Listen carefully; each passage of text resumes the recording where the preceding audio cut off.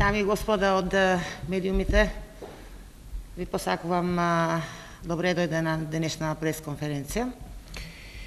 Во пресрет на посетата на комесарот Филе на Република Македонија, Дипломатскиот совет на Социјалдемократскиот сојуз на Македонија на денешната седница ги анализираше постигнувањата на Република Македонија во евроинтегративните процеси.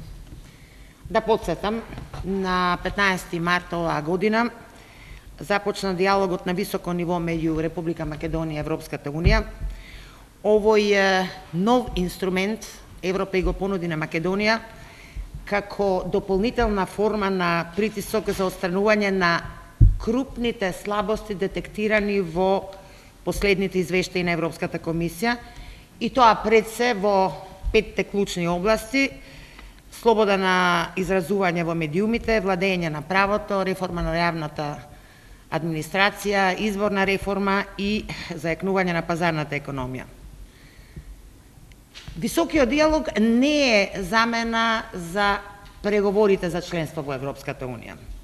Напротив, тоа е сериозна опомена дека владата на Република Македонија треба конечно да даде безпоговорни аргументи дека не отстапува од европскиот пат. Но еве сликата низ неколку акценти на она што се случуваше во Република Македонија од последната посета на комесарот Филе. Медиуми.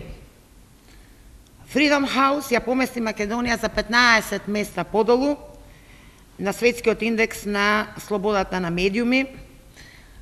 Вие тоа подобро го знаете од мене, нема никаков напредок во преговорите помеѓу ЗНМ и владата. Советот за радиодифузија е ставен под контрола на власта, а владата тајно подготвува закон за медиуми. Ова се акцентите. Судство, бидејќи моите колеги повеќе ќе се осврнат на овие области, да истакнам само еден момент. Со изборот на тројца судии во Уставниот суд, блиски до власта, падна последниот бастион против правното и политичкото самоволие на владата. Администрацијата и понатаму се прима и се напредува според партиски заслуги, а дел од оние кои што не припаѓаат ниту на една партија во власта се исплашени за тоа каде ќе бидат распоредени во која институција и на кое место.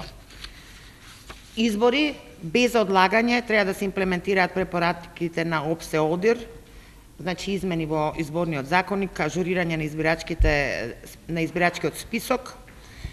Сакам да укажам на едно стравување дека промената на имињата на улиците може да отвори врата за изборни фалсификати, а исто така сакам да укажам и на тоа дека на пописот е ставен мораториум.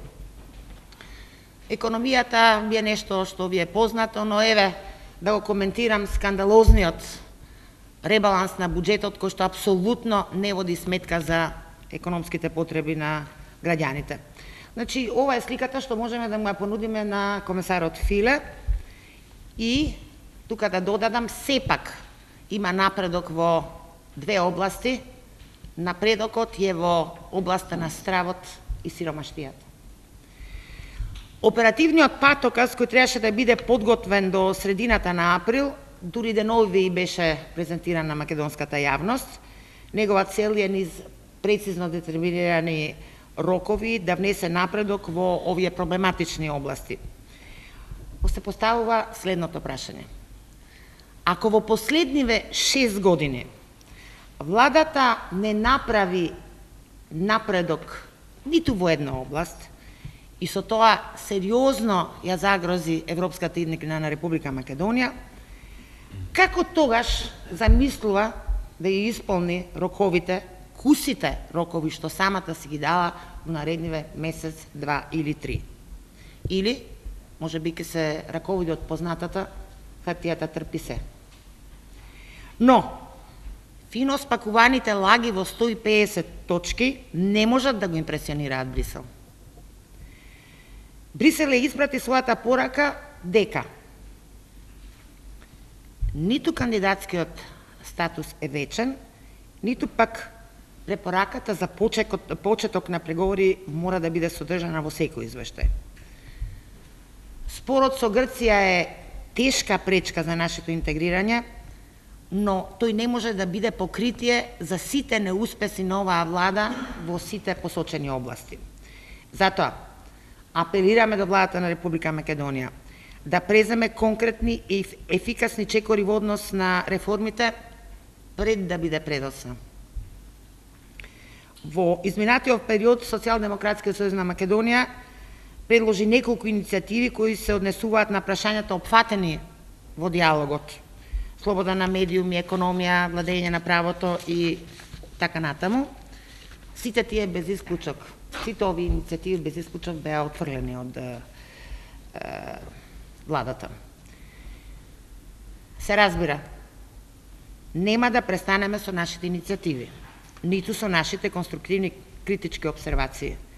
Нашите граѓани заслужуваат упорно да се бориме за европската перспектива на Република Македонија.